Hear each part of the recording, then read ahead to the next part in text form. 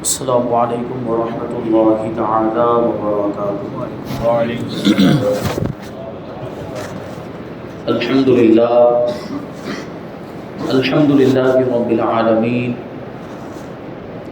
والعاقبۃ للمتقین والصلاۃ والسلام علی سید الانبیاء والمرسلین وعلی آلہ واصحابہ اجمعین، اما بعد فاعوذ باللہ من الشیطان الرجیم، بسم اللہ الرحمن الرحیم، ان الحکم الا للہ، صدق اللہ مولانا العظیم وصدق رسولہ النبی الامین المتین الکریم، ونحن علی ذلک لمن الشاہدین والحمد للہ رب العالمین۔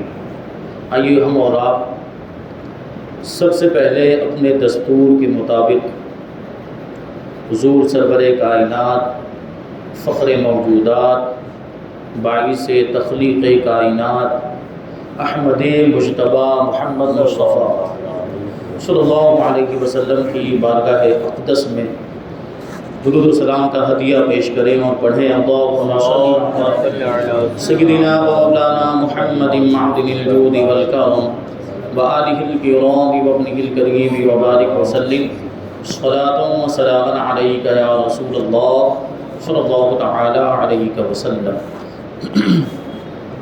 عزیزان ملت اسلامیہ، یوم آزادی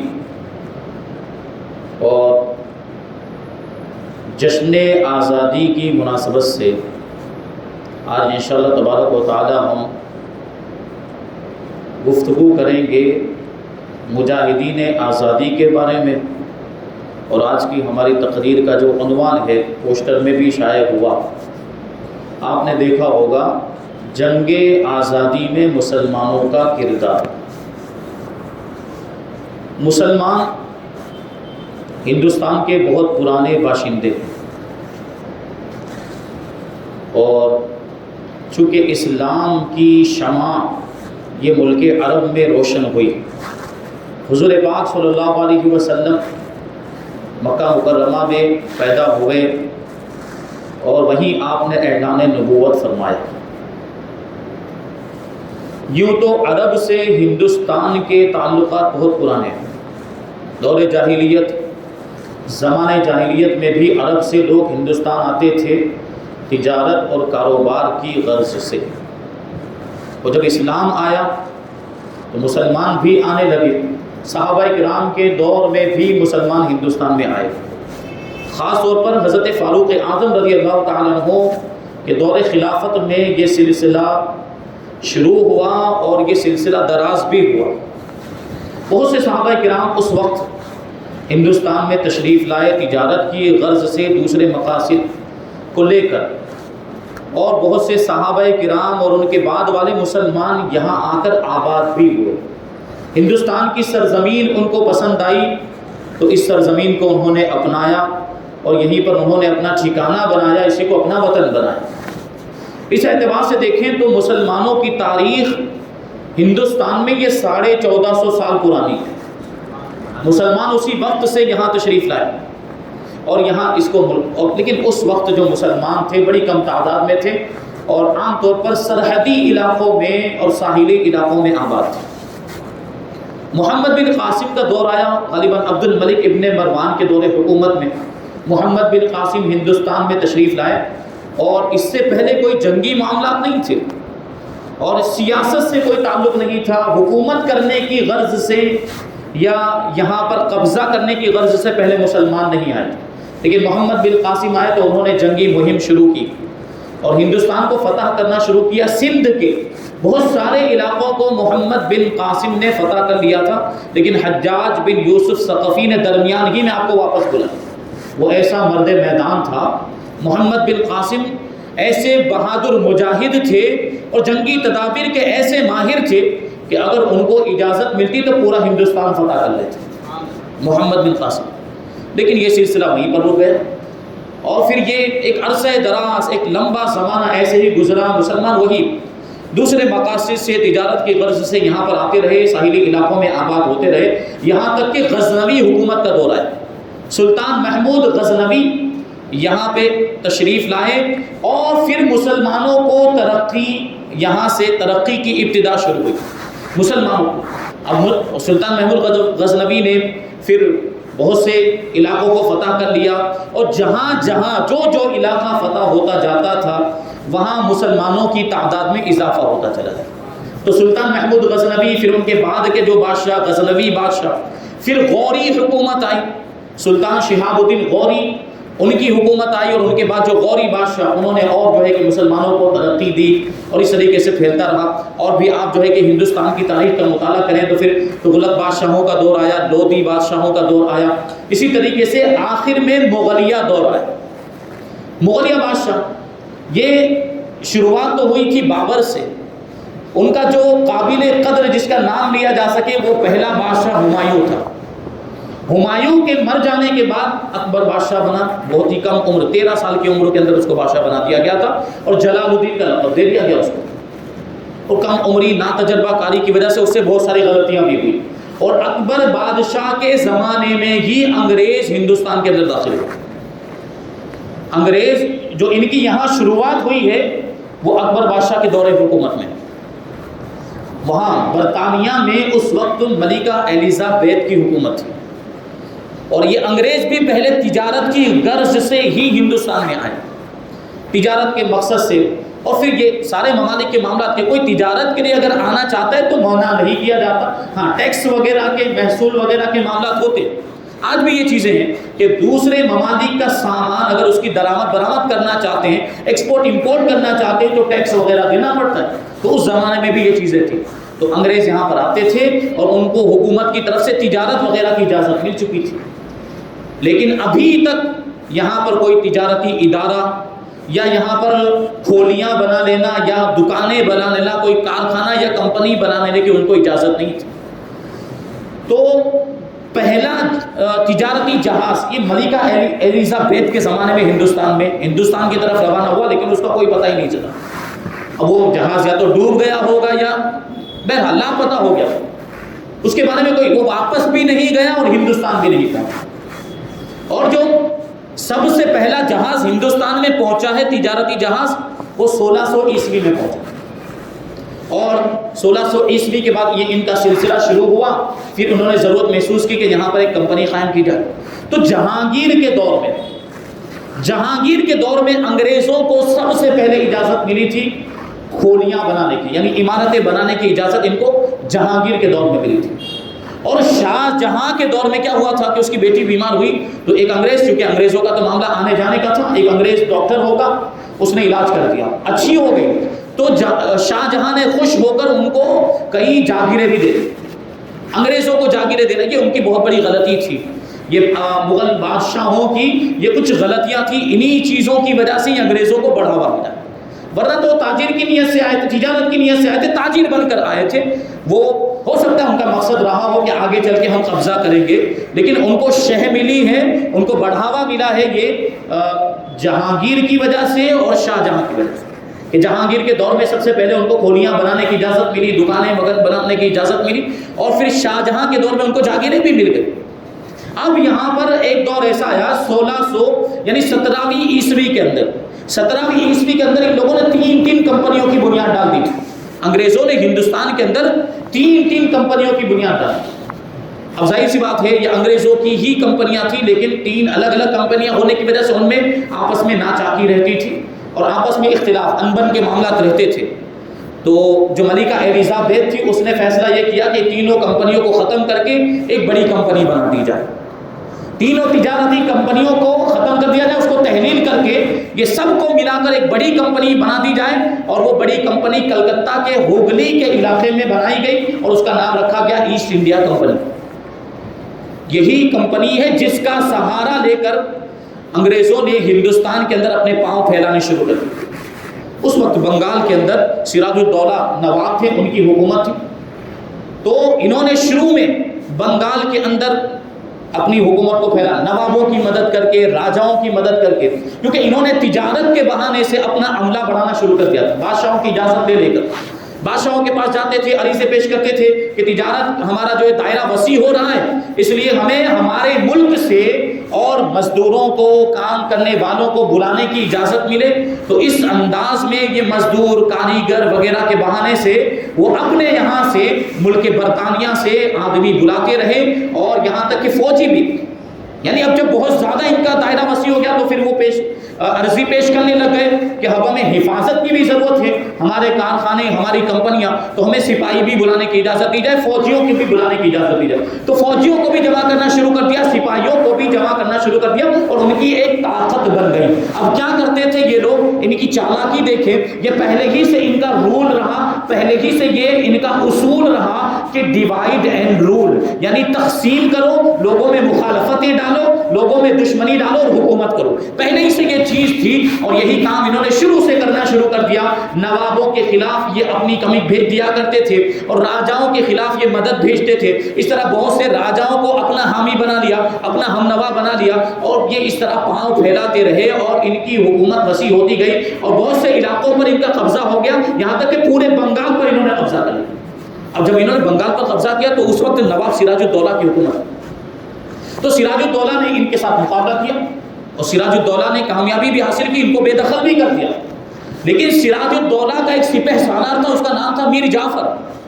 انگریزوں نے اس کو لالچ دے کر پھوڑ لیا۔ میر جعفر کو انہوں نے اپنی طرف کر لیا، مال کی لالچ دی، حکومت کی لالچ دی، اور یہ کہا کہ ہم اگر جیت گئے تو تمہیں بنگال کا جو ہے کہ حاکم بنا دیا جائے گا، گورنر بنا دیا جائے گا، وغیرہ وغیرہ یہ معاملات۔ تو وہ میر جعفر جو تھا سراج الدولہ کا سپہ سالار، وہ لالچ میں آ کر انگریزوں کے ساتھ ہو گیا، اور سراج الدولہ کے خلاف ہی وہ کھڑا ہو گیا۔ اس طریقے سے سراج الدولہ کو شکست ہوئی۔ لیکن اب دیکھیں آپ، انگریز کتنی چالاک اور مکار قوم ہے۔ انہوں نے میر جعفر کو پہلے اپنے ساتھ ملایا، لیکن پھر میر قاسم جو میر جعفر کا داماد تھا اسی کو اپنے سسر کے خلاف بھڑکا، یعنی میر جعفر کے خلاف بھڑکا دیا۔ اب دونوں میں وہی ڈیوائڈ اینڈ رول، ان دونوں کے درمیان ان لوگوں نے دشمنی پیدا کر دی۔ اب وہ دونوں آپس میں لڑ بھڑ کر ختم ہو گئے، ان کی حکومت بھی ختم ہو گئی، اور پورے بنگال پر انگریزوں کا قبضہ ہو گیا۔ اس طریقے سے پھیلتے پھیلتے انہوں نے بنگال کے بعد دوسرے علاقوں پر بھی قبضہ کیا، یہاں تک کہ مدراس میں اس وقت سلطان ٹیپو سلطان کی حکومت تھی۔ یہ بھی بڑے مجاہد آزادی، ان کا نام بھی نہیں آتا۔ انگریزوں سے انہوں نے بڑا مقابلہ کیا، بلکہ انگریزوں سے جنگ کرتے ہوئے ہی شہید ہوئے۔ ٹیپو سلطان جن کا نام ہم سنتے، بہت بڑے مجاہد آزادی۔ جب انگریز وہاں پر پہنچے، ان کے والد نے بھی انگریزوں کا بڑا مقابلہ، جن کا نام تھا حیدر علی، انہوں نے بھی انگریزوں کا بڑا مقابلہ کیا، اور ٹیپو سلطان نے بھی انگریزوں کا مقابلہ کیا۔ اور یہ 18ویں صدی تھی، 18ویں صدی کے اواخر یعنی 1799 میں ٹیپو سلطان کی شہادت ہوئی ہے، اور یہ اپنی شہادت تک انگریزوں سے مقابلہ کرتے رہے۔ اور انگریزوں سے مقابلہ کرتے ہوئے جب آپ شہید ہو گئے تو اس وقت جو انگریزوں کا کمانڈر تھا اس نے حضرت ٹیپو سلطان کی لاش کے پاس کھڑے ہو کر یہ جملہ کہا تھا کہ اب ہندوستان ہمارا ہوگا۔ اب سوچیں کہ ان کا کتنا اہم کردار اور ٹیپو سلطان کا کیسا روب و دبدبہ ہوگا کہ جب تک وہ موجود تھے کسی بھی انگریز کے اندر یہ طاقت نہیں تھی کہ وہ یہ کہہ سکے کہ ہندوستان پر ہماری حکومت ہے یا ہندوستان ہمارا ہے، ہندوستان پر ہمارا قبضہ ہو چکا ہے، یہ کوئی نہیں کہہ سکتا۔ اور وہ پہلے سائنٹسٹ بھی تھے، مسلمان سائنٹسٹ، جنہوں نے پہلا راکٹ بنایا تھا اور انگریزوں کے خلاف اس کو استعمال کیا تھا ٹیپو سلطان نے۔ اور یہی وہ مرد میدان اور مرد مجاہد ہے جن کا ایک جملہ آج بھی زبان زدے خاص و عام ہے۔ ٹیپو سلطان علیہ الرحمہ نے یہ جملہ کہا تھا کہ شیر کی ایک دن کی زندگی گیدڑ کی 100 سال کی زندگی سے بہتر ہوتی ہے۔ یہ اگرچہ فلموں کا ڈائلوگ بن گیا بعد میں، لیکن یہ ٹیپو سلطان علیہ الرحمہ کا جملہ ہے، انہوں نے یہ ارشاد فرمایا۔ تو انگریزوں سے مقابلہ کرتے ہوئے شہادت کا جام نوش فرمایا۔ تو یہ 1799 کی بات ہے۔ اس کے بعد انگریز پورے ہندوستان پر قابض ہو گئے اور انہوں نے اپنی حکومت کا اعلان کر دیا۔ دہلی پر بھی ان کا قبضہ ہو گیا، اور اب یہ معاملات کہ انہوں نے ہندوستانیوں کو غلام بنا لیا، اور ہندوستانیوں کے ساتھ بالکل وہ غلاموں اور خادموں والا سلوک کرتے تھے، اور یہاں اب صرف ان کی تاجر کی حیثیت نہیں رہی، وہ حاکم ہو گئے۔ اب یہ تھا کہ وہاں سے برطانیہ سے ان کے جنرل گورنر آتے تھے اور یہاں پر حکومت کرتے تھے، یا کہ بات دیگر ہے، برطانیہ سے بھیجے جاتے تھے اور وہ یہاں کے حاکم مانے جاتے تھے، اور یہیں پر ان کی وہ حکومت چلتی تھی، یہاں تک کہ 1857 کا دور ہے۔ 1857 جس کو انقلاب کہا جاتا ہے، انقلاب آزادی۔ 1947 میں ہندوستان آزاد ہوا ہے، لیکن 1947 میں کوئی جنگ نہیں ہوئی۔ 1947 میں کوئی آزادی کی جنگ ہوئی ہو یا جنگ ایسا نہیں۔ ہاں، یہ سلسلہ جو شروع ہوا تھا 1942 سے شروع ہو گیا تھا، اور یہاں پہ نعرے لگائے جانے لگ گئے تھے، احتجاجات ہونے لگے تھے، ہندوستان چھوڑو انگریزوں، ہندوستان چھوڑو، یہ سب تحریکات شروع ہو گئی تھی۔ یہ سب 1947 سے پہلے شروع ہوئی تھی۔ ہاں، دو بڑے واقعات پیش آئے تھے، ایک جلیانوالہ باغ والا اور ایک چورا چوری والا واقعہ، گورکھپور کا واقعہ۔ وہاں انگریزوں کے ساتھ یہ جھڑپیں ہوئی تھی اور جنگ جیسی کیفیت ہوئی تھی، لیکن اس کے علاوہ کوئی بھی بڑی جنگ نہیں ہوئی۔ تھوڑے بہت نوجوانوں نے انگریزوں کے خلاف کچھ کارروائیاں کی تھی، ان کو انگریزوں کی طرف سے سزائیں ملی تھی، لیکن کوئی بڑی جنگ نہیں ہوئی تھی 1947 کے اندر۔ بغیر جنگ کے ہی احتجاجات کی وجہ سے، پروٹیسٹ کی وجہ سے، مظاہروں کی وجہ سے، دھرنوں کی وجہ سے اور نعروں کی وجہ سے یہ انگریز چھوڑنے پر مجبور ہوئے۔ اس میں 1942 میں سب سے بڑا نعرہ یہی لگایا گیا تھا، اس کی شروعات کی گئی تھی اگست 1942 میں۔ یہ نعرہ تھا انگریز ہندوستان چھوڑو۔ یہ ہر گلی کوچے کے اندر نعرہ لگ رہا تھا اور ہر ہندوستانی یہ نعرہ لگا رہا تھا، چاہے کسی بھی قوم سے اس کا تعلق ہو، انگریز ہندوستان چھوڑو۔ تو اس پر میں بھی بعد میں آؤں گا، 1947 پر میں، اس میں بھی مسلمانوں کا بڑا رول اور بڑا کردار ہے۔ لیکن اصل جو جنگ ہوئی ہے جس میں بہت ہی عظیم قربانی دی ہے پورے ہندوستان کے لوگوں نے، اس میں مسلمان بھی شامل ہے، دوسری قوم کے لوگ بھی شامل ہے، وہ جنگ ہے جس کو انقلاب 1857 کہا جاتا ہے۔ 1857 اس میں ہمارے علماء نے انگریزوں کے خلاف جہاد کا فتویٰ دیا تھا، اور پھر یہ کوئی سیاسی جنگ نہیں رہ گئی تھی، مسلمانوں کے لیے یہ مذہبی جنگ ہو گئی، کیونکہ انگریزوں نے اس وقت اسلامی شعائر پر بھی پابندیاں لگانا شروع کر دیا تھا۔ بعض علاقوں میں انہوں نے نمازوں پر بھی پابندیاں لگائی، روزوں پر بھی پابندیاں لگائی، اس لیے کیونکہ آزادی تو دنیاوی معاملہ ہے، آزادی یا غلامی یہ دنیا کی کیفیت، اس کی وجہ سے جو ہے کہ جہاد کا فتویٰ نہیں دیا جا سکتا۔ ہمارے علماء نے جہاد کا فتویٰ اس لیے دیا تھا کہ ہمارے دین کا معاملہ آ گیا تھا۔ تو 1857 میں یہ جنگ کی ابتدا آپ کو بتاؤں تو یہ 10 مئی 1857 میں جنگ کی ابتدا ہوئی، اور اس کا جو علاقہ ہے روہیل کھنڈ، دہلی سے لے کر الہ آباد، اودھ، یہ پورا علاقہ، یہ جنگ کا میدان بنا ہوا تھا۔ اور کیسی قربانیاں دی مسلمانوں نے، خاص طور پر دوسری قوموں کی بات نہیں کرتا، لیکن مسلمانوں نے، دوسری قوموں نے بھی قربانیاں دی، لیکن اس جنگ میں 1857 میں مسلمانوں نے نمایاں قربانیاں دی، نمایاں قربانیاں۔ کیسی؟ میں آپ کو بتاؤں کہ 1857 کی جو جنگ ہوئی اس میں علماء کی قربانیاں بتاؤ، 22,000 تقریباً علماء کرام شہید ہوئے، تقریباً 22,000 علماء کرام۔ اور انگریز مورخین نے خود لکھا ہے، انگریز جو تاریخ لکھنے والے ہیں انہوں نے خود لکھا ہے کہ دہلی سے لے کر پشاور تک جو روڈ جاتا ہے جس کا نام ہے گرین ٹرنک روڈ، 1857 کی جنگ میں ناکامی کے بعد اس روڈ پر کوئی بھی درخت ایسا نہیں ہوگا جس پر کسی عالم دین کی لاش نہ لٹکے۔ یہ روڈ کتنا لمبا ہے میں آپ کو بتاؤں، دہلی سے لے کر پشاور ابھی پاکستان میں تقریباً 800 کلومیٹر کا فاصلہ ہے دہلی اور پشاور کے درمیان۔ یہ پورے روڈ پر کوئی بھی درخت ایسا نہیں تھا جس پر ایک یا دو عالم دین کی لاش نہ لٹکی ہو، ان کو پھانسی نہ دی گئی ہو۔ یہ 22,000 تقریباً علماء کرام نے شہادت کا جام نوش فرمایا، تو عوام کا کیا عالم ہوگا؟ کیونکہ عوام مسلمان تو علماء کے تابع ہوتی، اور علماء نے جہاد کا فتویٰ دیا تھا، اور علماء کے جہاد کے فتوے پر عمل کرنے کے لیے سارے مسلمان میدان جنگ میں آ گئے تھے، اور ایک اندازے کے مطابق تقریباً 5 لاکھ مسلمان شہید ہوئے، 5 لاکھ مسلمان 1857 میں۔ کتنی بڑی قربانی! ایک انگریز مورخ جس کا نام ہے لارڈ رابرٹس، وہ لکھتا ہے کہ چاندنی چوک میں شہر خموشاں کا منظر تھا، یعنی قبرستان کا منظر، کوئی زندہ مخلوق نظر نہیں آتی تھی، لاشیں ہی لاشیں ہر طرف، اتنی لاشیں کہ وہاں پر کتے لاشوں کو نوچ رہے ہیں اور گدھ لاشوں کو پھاڑ پھاڑ کے کھا رہے تھے، اور کوئی زندہ انسان نظر نہیں آتا، تو کوئی زندہ مخلوق نظر نہیں آتی تھی۔ اور وہ لارڈ رابرٹ آگے لکھتا ہے کہ انگریزوں کا معاملہ ایسا تھا کہ انگریز نوجوان اور انگریز فوجی صرف اپنی خواہش پوری کرنے کے لیے اور اپنے شوق میں ہندوستانیوں کو قتل کر دیا کرتے تھے۔ گاؤں دیہاتوں کو انہوں نے جلا کر خاک کر دیا، اور بہت سے گاؤں دیہات میں رہنے والے لوگوں کو ہلاک و برباد کر دیا۔ اور 1857 کی جنگ کی ناکامی کے بعد اور ہندوستانیوں کا معاملہ یہ تھا کہ جنگلوں میں مارے مارے پھرتے تھے، بیابانوں میں مارے مارے پھرتے تھے، اس وقت یہ کیفیت قتل عام مچا دیا تھا انگریزوں نے. کیونکہ دیکھیں آپ ایک بات، ایک تاریخی حقیقت ہے کہ 1857 میں انگریز مضبوط تھے، ان کے پاس سارے اسباب مہیا تھے، ہتھیاروں کی بھی کمی نہیں تھی اور فوج کی بھی کمی نہیں تھی. اور ہندوستانیوں کا معاملہ یہ تھا کہ وہ عوام میں اس سے تعلق رکھتے تھے اور ان کے پاس اتنے وسائل بھی نہیں تھے، ہتھیار وغیرہ کا انتظام بھی نہیں تھا. اس وجہ سے یہاں ناکامی کا سامنا کرنا پڑ گیا. اور 1947 کی اگر بات کریں تو 1947 میں انگریز انتہائی کمزور ہو چکے تھے.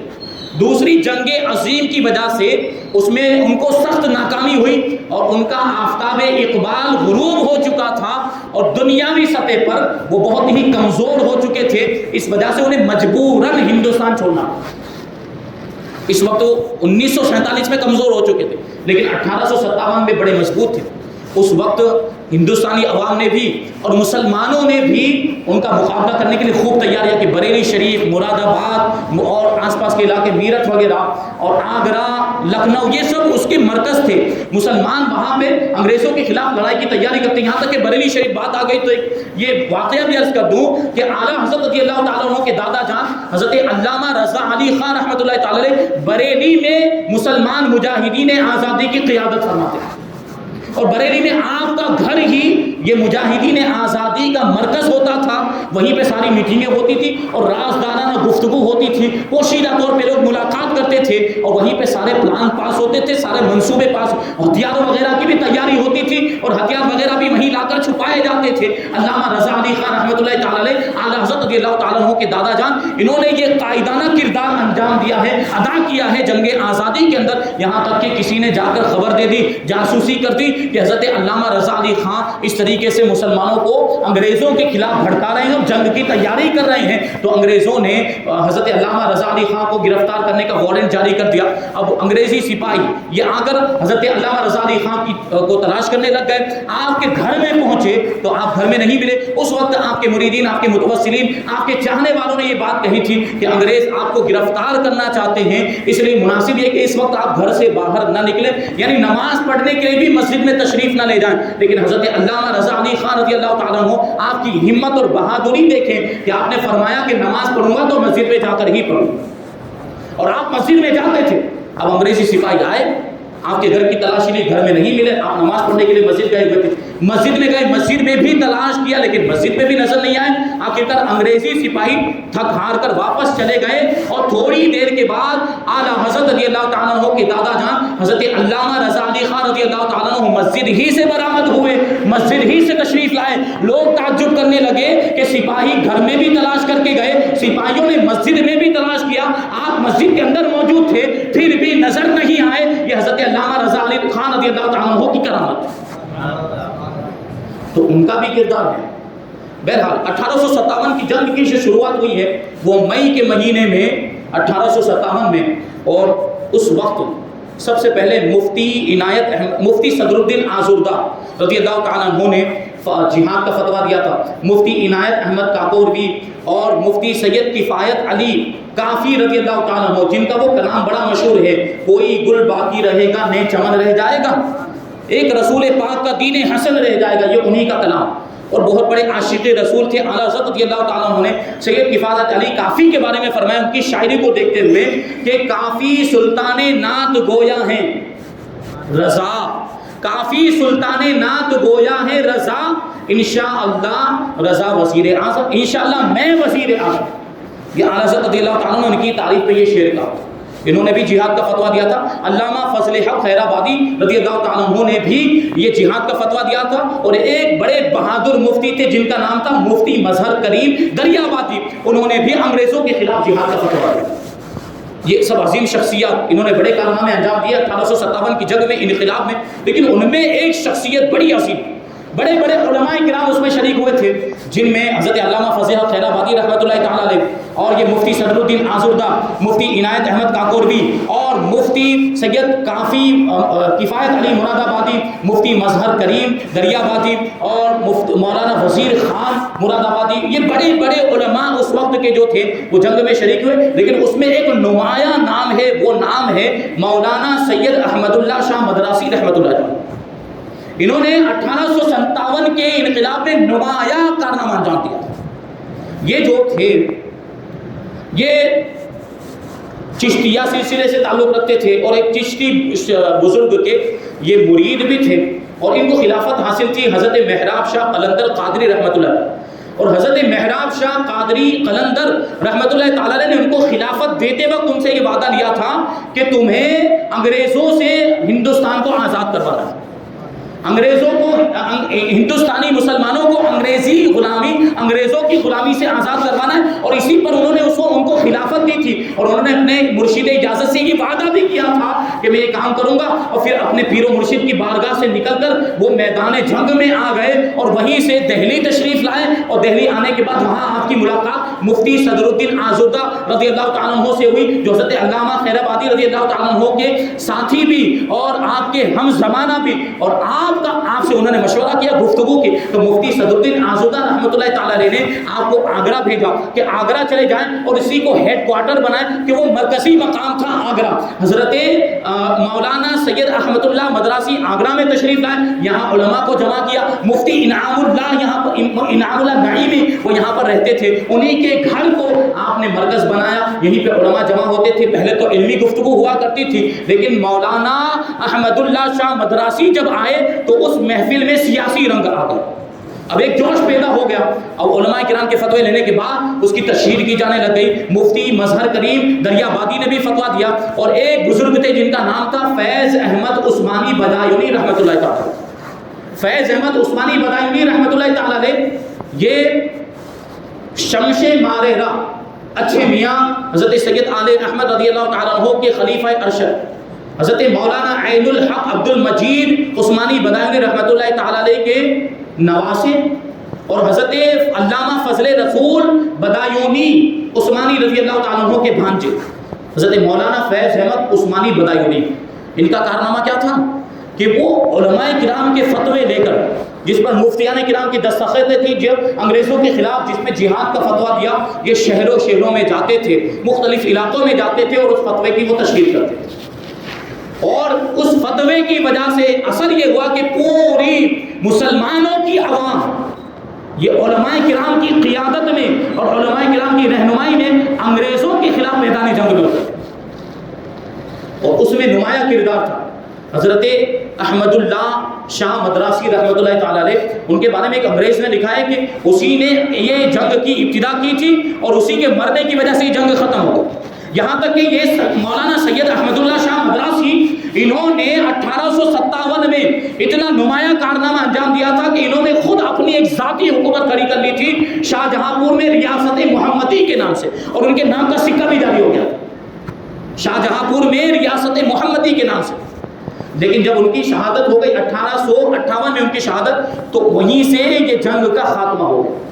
انگریز مضبوط تھے، بظاہر اس جنگ کے اندر ہندوستانیوں کو شکست ہوئی تھی، لیکن انگریزوں کو اس بات کا احساس ہو گیا تھا کہ اگر ہندوستان دوبارہ اٹھے، اگر انہوں نے دوبارہ سر اٹھایا تو ان کو ہرانا مشکل ہو جائے گا۔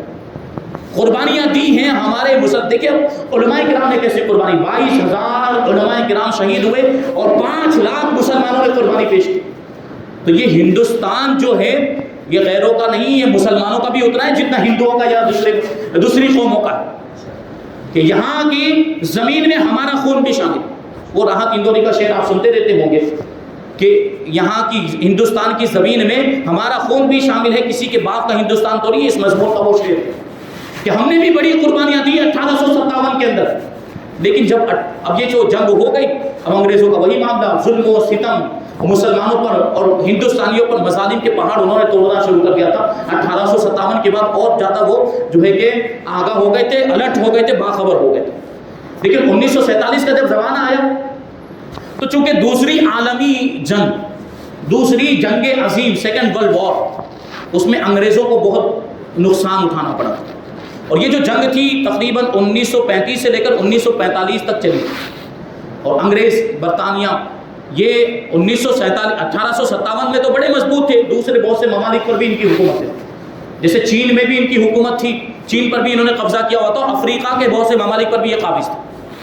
اب 1947 میں یہ کمزور ہو چکے تھے، کیونکہ دوسری جنگ عظیم میں عالمی سطح پر اور ورلڈ لیول پر ان کو نقصان کا سامنا کرنا پڑا۔ اس زمانے کی ایک بات میں آپ کو بتاؤں، جب دوسری جنگ عظیم چل رہی تھی اس وقت انگریزوں نے ہندوستانیوں سے کہا تھا کہ اے ہندوستانیوں، اگر اس جنگ میں تم ہماری مدد کرو گے، اگر ہم اس جنگ میں تمہاری مدد کی وجہ سے جیت گئے تو ہم ہندوستان چھوڑ کے چلے جائیں گے، ہندوستان کو آزاد کر دیں گے۔ اس وقت مسلمانوں نے اس پر غور و فکر کیا کہ انگریزوں نے یہ تجویز پیش کی تھی، یہ آفر دی تھی اسکیم کہ اگر دوسری جنگ عظیم میں ہم انگریزوں کا ساتھ دیتے ہیں اور انگریز جیت گئے تو وہ ہندوستان چھوڑ کر چلے جائیں گے۔ تو مسلمان بھی اس تعلق سے فکر مند ہوئے اور علماء کرام سے فتوے پوچھے۔ اعلیٰ حضرت رضی اللہ تعالیٰ عنہ کی بارگاہ میں یہ سوال ہے کہ ہمیں انگریزوں کا ساتھ دینا چاہیے کہ نہیں دینا چاہیے۔ اب اس وقت آپ غور کریں، دوسری جنگ عظیم میں انگریزوں کے مقابلے میں عثمانی بادشاہ تھے، عثمانی ترکی بادشاہ اور سنی بادشاہ۔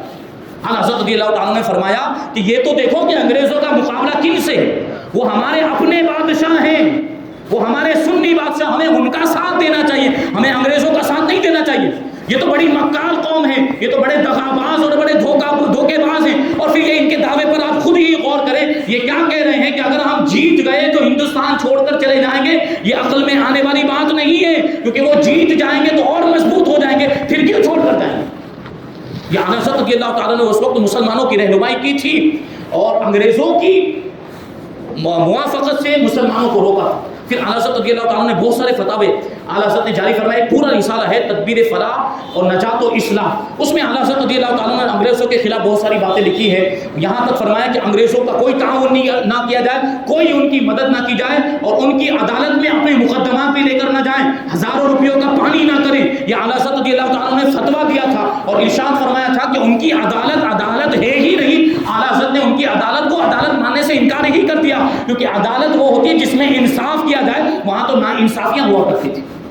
اعلیٰ حضرت رضی اللہ تعالیٰ نے بھی انگریزوں کے خلاف فتوے دیے اور 1947 میں ہمارے جو علماء کرام آگے تھے ان میں صدر الافاضل حضرت علامہ سید نعیم الدین مراد آبادی رحمۃ اللہ تعالیٰ علیہ، محدث اعظم ہند حضرت سید محمد اشرفی کچوچوی رضی اللہ تعالیٰ عنہ، حضور صدر الشریعہ حضرت علامہ مفتی امجد علی اعظمی رضی اللہ تعالیٰ عنہ، حضور مفتی اعظم ہند حضرت علامہ مصطفیٰ رضا خان رضی اللہ تعالیٰ عنہ، حضرت علامہ حسنین رضا جو حضرت علامہ حسن رضا اعلیٰ حضرت رضی اللہ تعالیٰ عنہ کے بھائی استاذ زمن کے بیٹے، یہ بھی اس میں شریک، حضرت علامہ عبد الحامد بدایونی رحمۃ اللہ تعالیٰ علیہ، حضرت علامہ عبد الماجد بدایونی رحمۃ اللہ تعالیٰ علیہ، حضرت برہان ملت جبل پوری رحمۃ اللہ تعالیٰ علیہ، حضرت مبلغ اسلام عبد العلی میرٹھی صدیقی رضی اللہ تعالیٰ عنہ۔ یہ بڑے بڑے علماء 1947 میں آگے تھے اور انہوں نے مسلمانوں کی رہنمائی کی، ہر اعتبار سے مسلمانوں کی قیادت کی اور لیڈرشپ کا فریضہ انجام دیا۔ اتنے بڑے بڑے علماء کرام جو ہمارے مقتدر علماء کرام مانے جاتے ہیں اہل سنت و جماعت، انہوں نے اب ہوا کیا؟ اسی میں انہیں علماء کرام میں ایک نام ہے حضرت مولانا ہدایت رسول قادری برکاتی رحمۃ اللہ تعالی۔ انہوں نے بڑا نمایاں کارنامہ انجام دیا۔ انہوں نے یہ 1942 سے 1946 کی بات ہے یا اس سے پہلے کی بات ہے، انہوں نے وہ تاریخ میں بھول گیا، حضرت مولانا ہدایت رسول قادری برکاتی نے لکھنؤ بند کا اعلان کیا تھا انگریزوں کے خلاف۔ لکھنؤ بند کا اعلان کر دیا کہ آج کے دن ساری دکانیں بند رہیں گی، سارے ہندوستانی اپنی دکانیں بند رکھیں گے، خاص طور پر مسلمان اپنی دکانیں بند رکھیں گے، کسی کو کوئی سامان نہیں دیا جائے گا اور خرید و فروخت کا سلسلہ موقوف رہے گا۔ ایک انگریز آئے بازار کے اندر ایک گڑیا کی دکان پر، جب گڑیا کچھ سامان بیچتی ہوگی اور گڑیا کی دکان پر آنے کے بعد کہنے لگا کہ مجھے سبزی چاہیے، تو گڑیا کہنے لگی کہ آج ہمارے مولانا نے لکھنؤ بند کا اعلان کیا، تمہیں کوئی سامان نہیں ملنے والا ہے۔ آج ہمارے مولانا یعنی مولانا ہدایت رسول، سوچیں کیسی قائدانہ صلاحیت ہوگی ان کے اندر کہ انہوں نے لکھنؤ بند کا اعلان کیا تو لکھنؤ کے لوگوں نے ان کے اعلان پر کیسا عمل کیا۔ ایک گڑیا کہہ رہی انگریز سے کہ تم کو کوئی سامان نہیں دیا جائے گا، ہم اپنے مولانا کی بات مانیں گے۔ سوچیں آپ کہ ہندوستان کو آزاد کرانے کا کیسا جذبہ ہندوستانیوں کے دلوں میں یہ علماء کرام نے پیدا کیا تھا کہ انگریزوں کا اتنا معاملہ تھا، ان کی طرف سے خطرہ بھی تھا کہ وہ سزا دیں گے، وہ تکلیف پہنچائیں گے، لیکن وہ ایک گڑیا ہونے کے باوجود بلا خوف و خطر یہ کہہ رہی ہے کہ آج لکھنؤ بند کا اعلان ہوا ہے، ہم تمہیں کوئی سامان نہیں دے سکتے۔ یہ مولانا ہدایت رسول۔ اسی طریقے سے مولانا محمد علی جوہر، انہوں نے بھی بڑا کارنامہ انجام دیا ہے، انہوں نے بھی اپنے اعتبار سے کوششیں کی اور 1931 میں لندن کے اندر ایک کانفرنس ہوئی تھی جس کا نام تھا گول میز کانفرنس۔ اس میں مولانا محمد علی جوہر تشریف لے گئے اور اس کانفرنس کے اندر ببانگے دوہل یعنی ڈنکے کی چوٹ پر آپ نے یہ اعلان بھی کیا تھا اور مطالبہ بھی کیا تھا کہ مجھے اسی وقت آزادی کا پروانہ چاہیے، میں غلامی والے ملک میں واپس نہیں جانا چاہتا۔ لندن کے اندر انہوں نے یہ مطالبہ کیا تھا، مولانا محمد علی جوہر نے، یہ بہت بڑے قائد ہیں، اور وہیں پر پھر آپ کا انتقال اسی دورے میں، جو لندن کا دورہ تھا اسی دورے میں آپ کا انتقال بھی ہو گیا، اور آپ کے جسد خاکی کو بیت المقدس لے جایا گیا، اور آپ کو یہ سعادت نصیب ہوئی کہ بیت المقدس میں آپ کو وہاں پر دفن کیا گیا۔ یہ مولانا محمد علی جوہر سے اپنی سیاسی زندگی میں اور اپنی قومی زندگی میں شرعی خامیاں بھی ہوئی تھی، بہت ساری شرعی غلطیاں بھی ہوئی تھی، لیکن مولانا معین الدین نعیمی فرماتے ہیں کہ یہ اس لندن کے دورے سے پہلے حضرت صدر الافاضل علامہ نعیم الدین مراد آبادی کی بارگاہ میں حاضر ہوئے تھے، ان سے ملاقات ہوئی تھی، حضرت صدر الافاضل نے ان کی شرعی خامیوں کی نشاندہی کی تھی، اور مولانا محمد علی جوہر نے حضور صدر الافاضل کے ہاتھ پر توبہ بھی کی تھی اور اپنی غلطیوں سے رجوع بھی کیا تھا۔ یہ مجاہدین آزادی۔ تو اس وقت 1947 کے اندر ویسے تو کوئی جنگ نہیں ہوئی تھی، لیکن یہ معاملہ ہوا کہ اس انداز میں وہ مجبور ہو گئے، انگریز ہندوستان کو چھوڑنے پر مجبور ہو گئے، کیونکہ ان کے پاس کوئی طاقت نہیں بچی تھی، وہ عالمی لیول پر، عالمی سطح پر کمزور ہو چکے تھے، اس لیے وہ ہندوستان کو چھوڑ کر چلے گئے۔ اس وقت 1947 کے اندر جب یہ تحریک آزادی چل رہی تھی، دو سیاسی پارٹیاں بن چکی تھیں، ایک سیاسی پارٹی کانگریس اور دوسری مسلم لیگ۔ دونوں کے اگرچہ سیاسی نظریات بہت الگ الگ تھے، دونوں کے نظریات میں بہت بڑا اختلاف پایا جاتا تھا، لیکن اس کے باوجود آزادی کی جنگ میں سب برابر کے شریک تھے دونوں پارٹی کے لوگ۔ مسلم لیگ کی قیادت یہ گاندھی اور نہرو کر رہے تھے، یہ اس کی کانگریس کی قیادت گاندھی اور نہرو کر رہے تھے، اور مسلم لیگ کی قیادت یہ جس کو پاکستان والے قائد اعظم کہتے ہیں محمد علی جناح اور رانا لیاقت علی، یہ دو مسلم لیگ کی قیادت کرتے تھے، اس کے لیڈر تھے۔ اور مقصد صاف ظاہر تھا کہ محمد علی جناح یہ الگ ملک بنانا چاہتے تھے مسلمانوں کا، اور رانا لیاقت علی دونوں کا مقصد یہ تھا کہ ہمیں ایک الگ ملک دے دیا جائے، پاکستان بنا دیا جائے، یہ ان کی مانگ تھی۔ اور یہ کانگریس کا کہنا یہ تھا کہ نہیں، ملک کو تقسیم نہ کیا جائے، ملکوں کو باقی رکھا جائے، اور ان کا مقصد یہ تھا کہ قیادت ان کو مل جائے، یعنی ان کی حکومت بن جائے۔ یہ سب اپنی اپنی روٹیاں سیکنے میں لگے ہوئے تھے اس وقت۔ اور تقسیم ہند کا اتنا بڑا سانحہ پیش آیا۔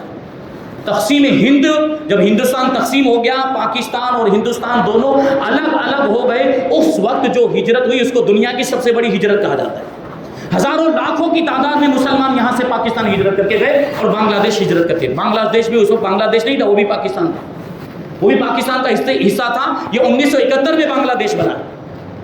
ابھی آپ سوچیں، میں تو کہتا ہوں کہ یہ جغرافیائی اور سیاسی تاریخی غلطی ہے۔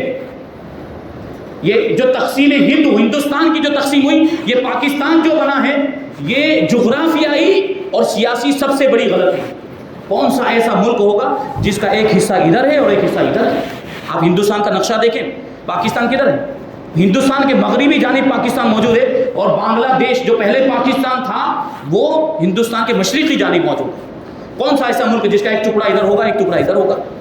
اور بھی مطالبات ہیں ان کے، ابھی بھی مطالبات کرتے ہیں کہ وہ انہوں نے جمعہ گڑھ کی ریاست کا بھی مطالبہ کیا تھا کہ اس کو بھی ہندوستان میں شامل کیا جائے، اور نظام جو نواب نظام الدین تھا اس کی جو حکومت، حیدرآباد کی حکومت، اس کا بھی مطالبہ کیا تھا کہ یہ بھی ہمیں دے۔ اب کتنے ٹکڑے اور ہو جاتے، یہ بھی تو الگ الگ ہیں۔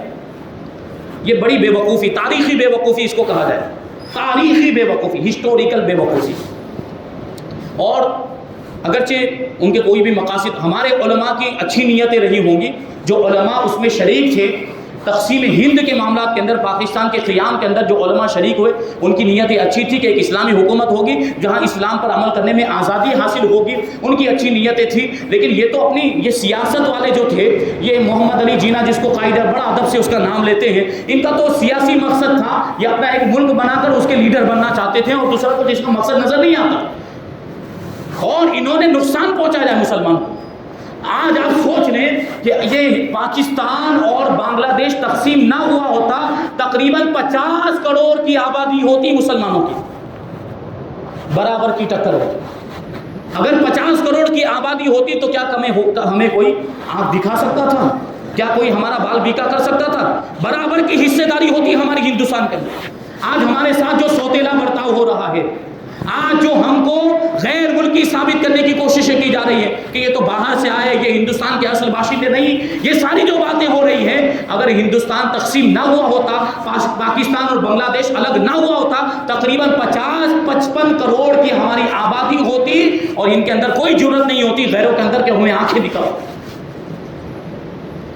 اور پھر دوسری بات جو انہوں نے کہا، بھائی وہ محمد علی جناح نے اس وقت کہا تھا کہ یہاں ہندوستان میں رہیں گے مسلمان تو ہندوؤں کے ساتھ رہ کر، غیر مسلموں کے ساتھ رہ کر ان کے رسم و رواج کو اپنا لیں گے وغیرہ وغیرہ۔ خود کی داڑھی نہیں تھی محمد علی جناح کی داڑھی، فوٹو دیکھیں اس کے، خود کی داڑھی نہیں تھی، خود کے عمل کرنے کا ٹھکانہ نہیں، اور مسلمانوں کی نمائندگی کرتے ہوئے کہتا ہے کہ ہندوستان میں مسلمان رہیں گے، غیروں کے ساتھ رہیں گے، ان کے طور طریقوں کو اپنا لیں گے، ان کے رسم و رواج کو اپنا لیں گے۔ کیا ہم یہاں پہ اتنے سالوں سے رہ رہے ہیں، 75 سالوں سے ہم رہ رہے ہیں کہ نہیں ہندوستان کے اندر؟ ہم اپنے اسلام پر عمل کرتے کہ نہیں کرتے؟ ہم نمازیں پڑھتے کہ نہیں پڑھتے؟ کیا سارے مسلمان کافر ہو چکے ہیں؟ ہمارے علماء نے ہماری رہنمائی فرمائی، اور اس وقت بھی ہمارے بہت سے علماء تقسیم ہند کے مخالف تھے۔ اس وقت بھی ہمارے علماء نے یہ باتیں کہی تھی کہ یہ ہماری خانقاہوں کو چھوڑ کر کہاں جا رہے ہیں، ہمارے مدارس، ہمارے جو دارالعلوم ہیں، ہمارے جو مزارات، اولیاء کرام کے مزارات اور درگاہیں اور خانقاہیں کس کے بھروسے پر چھوڑ کر جا رہے ہیں؟ ابھی مان لیجیے سارے مسلمان پاکستان چلے جاتے، سارے مسلمان بنگلہ دیش چلے جاتے، تو ہماری مسجدیں جو یہاں پر تھی، ہمارے مدرسے، ہمارے دارالعلوم، ہمارے مزارات، درگاہیں اولیاء کرام کی، ان کا کیا ہوتا؟ آج بھی بہت ساری مسجدیں پنجاب کے اندر موجود ہیں جو دکانیں بن چکی ہیں، جو بڑی بڑے جو شاپنگ مال بن چکے ہیں مسجدیں۔ ایک بابری مسجد کے لیے ہم لڑ گئے، کٹ مر گئے، لیکن وہاں ایسی سینکڑوں مسجدیں، ان کے لیے کون لڑے گا؟ ان کے لیے کون جنگ کرے گا؟ ایک بابری مسجد کا اتنا بڑا معاملہ ہو گیا، اور وہاں ایسی کئی مسجدیں ہیں، امرتسر کے اندر بھی موجود ہے، پنجاب کے دوسرے علاقوں کے اندر بھی موجود۔ پنجاب کے مزارات اس وجہ سے محفوظ ہیں کہ وہ پنجابی سردار اور سکھ لوگ مزارات کو مانتے ہیں اور عقیدت رکھتے ہیں، اس لیے مزارات محفوظ۔ لیکن مسجدوں کو تو انہوں نے دکانیں بنا دیا، ان مسجدوں کے لیے کون لڑے گا؟ ان مسجدوں کو کون انصاف دلائے گا؟ اگر آپ سوچیں، کیونکہ اکثریت مسلمانوں کی پنجاب سے انہوں نے ہجرت کی، راجستھان کے سرحدی علاقوں سے اور گجرات کے سرحدی علاقوں سے مسلمانوں نے ہجرت کی ہے، اسی وجہ سے آج وہاں پر مسلمانوں کی تعداد بہت کم ہے پنجاب کے علاقے میں، اور اس زمانے کی مسجدیں آج بھی موجود ہیں جو اس طرح کی کیفیت میں ہیں۔ سوچیں اگر پورے ملک سے، پورے ہندوستان سے اگر سارے مسلمان چلے گئے ہوتے تو ہماری ساری مسجدوں کا آج وہی حال ہوتا جو پنجاب میں مسجدوں کا حال ہے، ہمارے مزارات کا بھی وہی حال ہوتا۔ آج تو دیکھیں قانون کا بہانہ کر کے یہ ہماری مسجدیں توڑی جا رہی ہے، اس وقت ان کو تو کوئی بہانہ بنانے کی بھی ضرورت نہیں کہ مسلمان رہے گی نہیں تو ہم کیا کریں، مسجدیں توڑ دیتے ہو، خانقاہوں کا پتہ نہیں چلتا، ہمارے مزارات کو نشانے پر لاتے ہو۔ یہ تو ایک میرا یہ ذاتی نظریہ ہے کہ پاکستان نہیں بننا چاہیے تھا، ہندوستان تقسیم نہیں ہونا چاہیے تھا، یہ میرا اپنا ذاتی نظریہ، کوئی اس سے اتفاق کرے کہ نہ کرے۔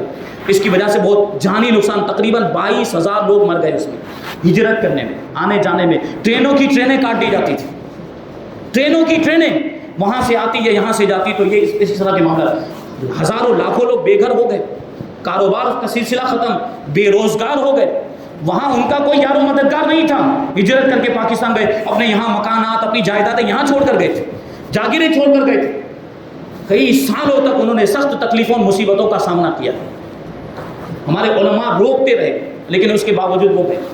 بہرحال یہ کچھ بنیادی چیزیں تھیں جو میں نے بتائی، اور اس سے جو پوری تقریر سے یہ بات ثابت ہوتی ہے کہ آزادی جو ہندوستان کو ملی ہے اس میں مسلمانوں کا بہت بڑا حصہ ہے جس کو فراموش نہیں کیا جا سکتا، اور ہندوستانی، ہر ہندوستانی چاہے کسی بھی قوم سے تعلق رکھنے والا ہو، اس کو اس بات کا اعتراف کرنا پڑے گا، اقرار کرنا پڑے گا، تسلیم کرنا پڑے گا، ماننا پڑے گا کہ مسلمانوں نے بھی ہندوستان کو آزاد کرنے کے لیے اپنا خون پسینہ بہایا ہے، اور اس کی آزادی میں ہمارا بھی اتنا ہی حق ہے جتنا کسی دوسری قوم کا ہو سکتا ہے۔ اللہ تبارک و تعالیٰ کی بارگاہ میں دعا ہے کہ اس آزادی کی نعمت کی ہمیں قدر کرنے کی توفیق عطا فرمائے، اور جس مقصد کے لیے ہمارے علماء نے اور ہمارے مسلمان بھائیوں نے اتنی بڑی بڑی قربانیاں دی ہیں، اس مقصد کو اور اس مشن کو ہمیں آگے بڑھانے کی توفیق عطا فرمائے، علماء کرام سے محبت کرنے اور علماء کرام کے نقش قدم پر ہمیں چلنے کی توفیق عطا فرمائے، کہ یہی علماء ہیں جو ہر زمانے میں ہماری صحیح قیادت اور رہنمائی کرتے آئے ہیں۔ آج بھی علماء مسلمانوں کی صحیح رہنمائی کرتے ہیں تو ان کے ساتھ ہو جائیں، ان سے محبت کریں، ان کی باتیں سنیں اور ان کی باتوں پر عمل کریں۔ اللہ تبارک و تعالیٰ جو کچھ بھی بیان ہوا اس پر ہم سب کو عمل کرنے کی توفیق عطا فرمائے۔ وما علینا الا البلاغ۔ السلام علیکم۔